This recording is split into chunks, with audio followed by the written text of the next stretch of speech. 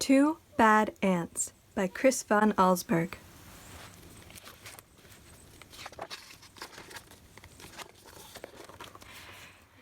The news traveled swiftly through the tunnels of the ant world.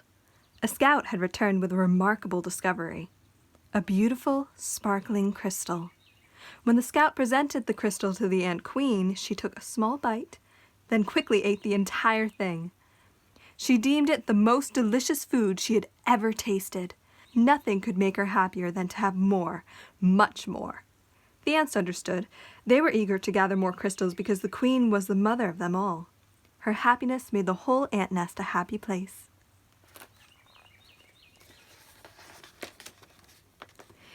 It was late in the day when they departed. Long shadows stretched over the entrance to the ant kingdom. One by one, the insects climbed out, following the scout, who had made it clear there were many crystals where the first had been found, but the journey was long and dangerous. They marched into the woods that surrounded their underground home. Dusk turned to twilight, twilight to night. The path they followed twisted and turned, every bend leading them deeper into the dark forest. More than once the line of ants stopped and anxiously listened for the sounds of hungry spiders, but all they heard was the call of crickets echoing through the woods like distant thunder. Dew formed on the leaves above. Without warning, huge cold drops fell on the marching ants. A firefly passed overhead that, for an instant, lit up the woods with a blinding flash of blue-green light. At the edge of the forest stood a mountain. The ants looked up and could not see its peak. It seemed to reach right to the heavens, but they did not stop. Up the side they climbed, higher and higher. The wind whistled through the cracks of the mountain's face. The ants could feel its force bending their delicate antennae. Their legs grew weak as they struggled upward. At last they reached a ledge and crawled through a narrow tunnel. When the ants came out of the tunnel, they found themselves in a strange world. Smells they had known all their lives, smell of dirt and grass and rotting plants, had vanished. There was no more wind, and, most puzzling of all, it seemed that the sky was gone. They crossed smooth, shiny surfaces, then followed the scout up a glassy, curved wall. They had reached their goal. From the top of the wall, they looked below to a sea of crystals. One by one, the ants climbed down into the sparkling treasure. Quickly, they each chose a crystal, then turned to start the journey home. There was something about this unnatural place that made the ants nervous. In fact, they left in such a hurry that none of them noticed the two small ants who stayed behind. "Why go back?" one asked the other. "This place may not feel like home, but look at all these crystals." "You're right," said the other. "We can stay here and eat this tasty treasure every day forever." So the two ants ate crystal after crystal until they were too full to move and fell asleep. Daylight came. The sleeping ants were unaware of changes taking place in their newfound home. A giant silver scoop hovered above them, then plunged deep into the crystals. It shoveled up both ants and crystals and carried them high into the air. The ants were wide awake when the scoop turned, dropping them from a frightening height.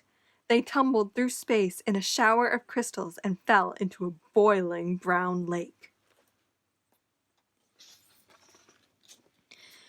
Then the giant scoop stirred violently back and forth. Crushing waves fell over the ants. They paddled hard to keep their tiny heads above the water, but the scoop kept spinning the hot brown liquid. Around and around it went, creating a whirlpool that sucked the ants deeper and deeper. They both held their breath and finally bobbed to the surface, gasping for air and spitting mouthfuls of the terrible, bitter water. Then the lake tilted and began to empty into a cave. The ants could hear the rushing water and felt themselves pulled towards the pitch-black hole. Suddenly the cave disappeared, and the lake became calm. The ants swam to the shore and found that the lake had steep sides. They hurried down the walls that held back the lake. The frightened insects looked for a place to hide, worried that the giant scoop might shovel them up again. Close by, they found a huge round disc with holes that could neatly hide them.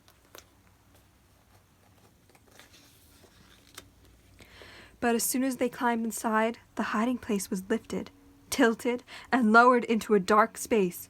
When the ants climbed out of the hole, they were surrounded by a strange red glow. It seemed to them that every second the temperature was rising. It soon became so unbearably hot that they thought they would soon be cooked. But suddenly the disc they were standing on rocketed upwards, and the two hot ants went flying through the air. They landed near what seemed to be a fountain, a waterfall pouring from a silver tube. Both ants had a powerful thirst and longed to dip their feverish heads into the refreshing water. They quickly climbed along the tube. As they got closer to the rushing water, the ants felt a cool spray.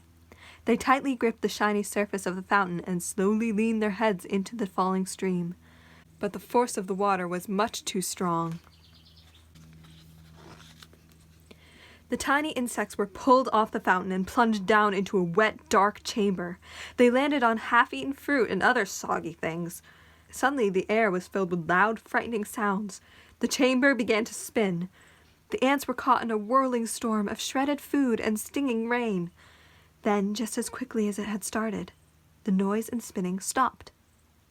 Bruised and dizzy, the ants climbed out of the chamber. In daylight once again, they raced through puddles and up a smooth metal wall. In the distance, they saw something comforting. Two long, narrow holes that reminded them of the warmth and safety of their old underground home. They climbed up into the dark openings. But there was no safety inside these holes. A strange force passed through the wet ants. They were stunned senseless and blown out of the holes like bullets from a gun. When they landed, the tiny insects were too exhausted to go on.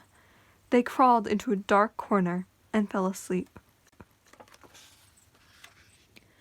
Night had returned when the two battered ants awoke to a familiar sound, the footsteps of their fellow insects returning for more crystals.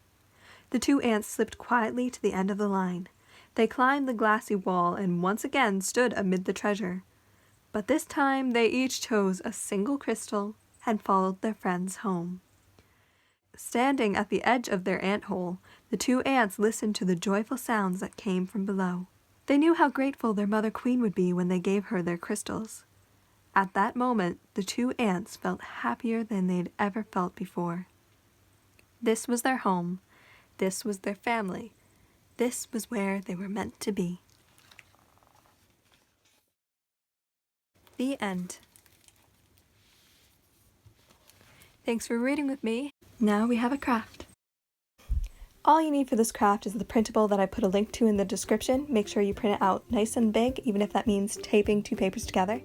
Some black paint, a Sharpie, and your fingers. So what you're going to do is print out the maze, then you're going to solve it using a pencil or a marker. The next step is making a trail of ants leading out of the maze. You're going to use your fingers like I'm doing, sort of like a stamp.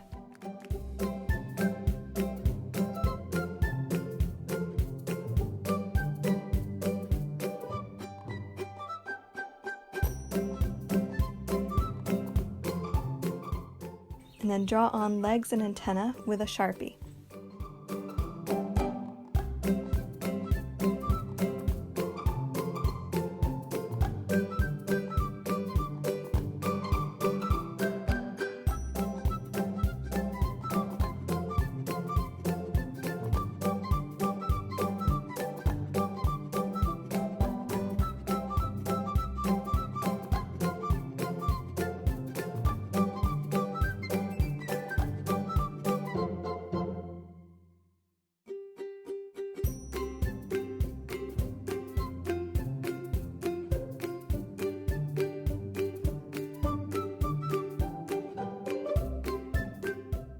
Thank you for joining me for Storytime. Hope you had fun.